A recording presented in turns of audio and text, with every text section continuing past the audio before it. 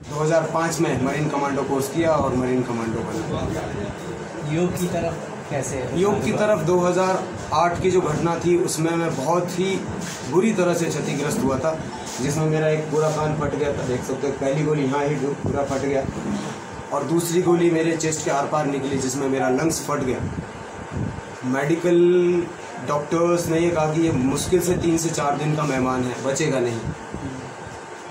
ईश्वर का कुछ कर्म होंगे, मेरे कुछ कर्म होंगे, बचे होंगे, ये मुझे नहीं पता।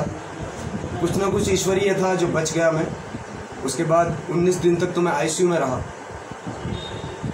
आप जिनकी बात कर रहे हैं कोई देखने तक भी नहीं आया, कोई भी।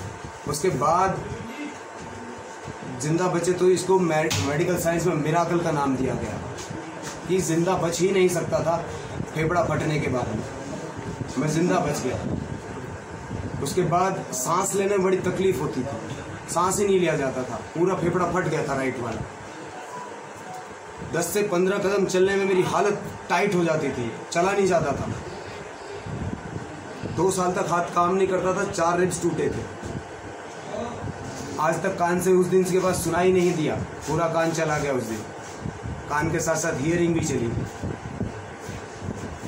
कुछ नहीं बचा। मेडिकल साइंस में इसका कोई ट्रीटमेंट नहीं, कोई टैबलेट नहीं थी उसको जाकर ठीक किया जा सके। फिर स्वामी रामदेव जी को आस्था चैनल पर कहते हुए सुना कि इससे योग से फेफड़े संबंधित कोई बीमारी है तो ठीक हो जाती है। उस दिन से मैं धीरे धीरे योग प्राणायाम करना शुरू किया।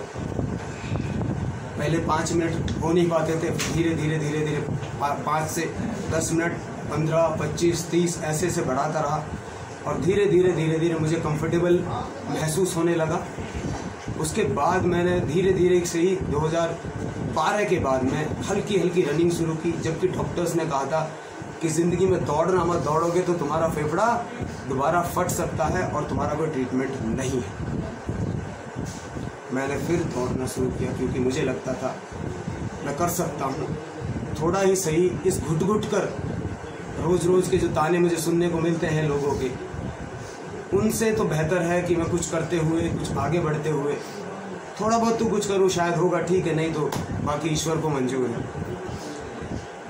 4 घंटे बैठकर प्रणाम करता था अर्ली मॉर्निंग, फिर शाम को अलग से 2 से 3 घंटे में प्रणाम करता था। धीरे लंग्स की जो कैपेसिटी वो इनहेंस हुई और धीरे मैंने अपने कदम आगे बढ़ाए। और 2015 में किसी और की बिब लेकर, किसी और का चेस्ट नंबर लेकर मैंने मुंबई में हाफ मैराथन में पार्टिसिपेट किया। 21 किलोमीटर मैंने 1 घंटा और 53 मिनट में पूरी की। 2016 में मैंने फुल मैराथन यानी कि 42.2 किलोमीटर में पार्टिसिपेट किया, कंप्लीट की।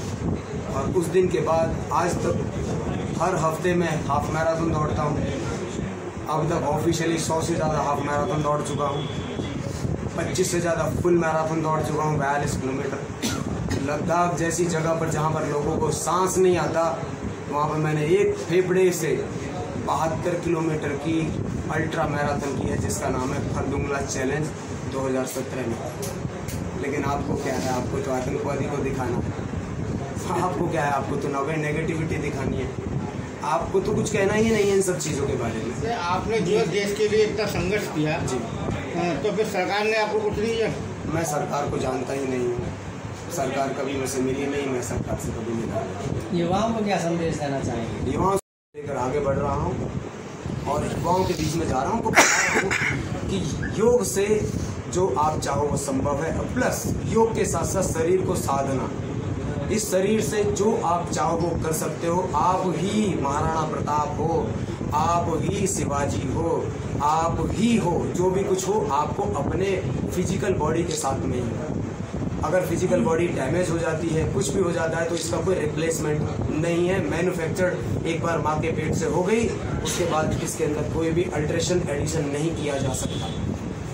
एक बार एज इट इज आ गई। और इसमें क्या है, सबसे बड़ी प्रॉब्लम हमारे युवाओं के साथ में ये है कि आप 1 रुपये का भी इन्वेस्ट अपनी बॉडी के ऊपर नहीं कर रहे हैं। और जब आप इन्वेस्ट नहीं कर रहे हैं तो आपका इंटरेस्ट भी इसमें 0 बटा सन्नाटा ही होगा। तो मैं कहूँगा अगर कहीं पर सबसे पहले इन्वेस्ट करना है तो अपनी बॉडी के ऊपर इन्वेस्ट करें, ताकि जो इसका इंटरेस्ट है आप 100 साल तक खाएं। राकेश झुनझुनवाला इतना बड़ा व्यक्ति था, लास्ट में सिर्फ यही कहकर गया कि सबसे बड़ी मेरी भूल थी, मैंने अपने हेल्थ के ऊपर कभी ध्यान नहीं दिया। मार्केट में तो खूब मैंने स्केल पढ़े, खूब शेयर मार्केट में ध्यान दिया, लेकिन मैंने कभी अपनी हेल्थ के ऊपर ध्यान नहीं दिया। लेकिन मैंने समय रहते अपनी हेल्थ के ऊपर ध्यान दिया और आज आपके सामने 3 बार आयरन मैन टाइटल अर्न कर चुका हूँ और ऐसा करने वाला पहला देश का सैनिक बना और पहला एंटायर हिस्ट्री में भारत की पहला सैनिक हूँ जिसने गन शॉट होने के बाद भी, डिसेबल्ड होने के बाद भी मैराथन दौड़ी, अल्ट्रा मैराथन दौड़ी और आयरन मैन का टाइटल 3 बार अर्न किया। तो मेरी तो पॉजिटिविटी है, मैं तो बांट रहा हूँ, जितना चाहिए उतना ले लो मेरे से। और इसके साथ साथ कोरोना का जब काल आया था, अपने मेडल मैंने ऑक्शन किए थे मैराथन के और 2 लाख रुपए पीएम केयर मैंने जमा किया। तो मैं कहूँगा कि मेरे लिए देश सबसे प्रथम है। सरकारें आएंगी जाएंगी, लोग आएंगे जाएंगे, देश कल भी था, देश आज भी है और कल भी रहेगा। तो मेरे लिए देश सर्वप्रथम है और सर्वप्रथम ही रहेगा।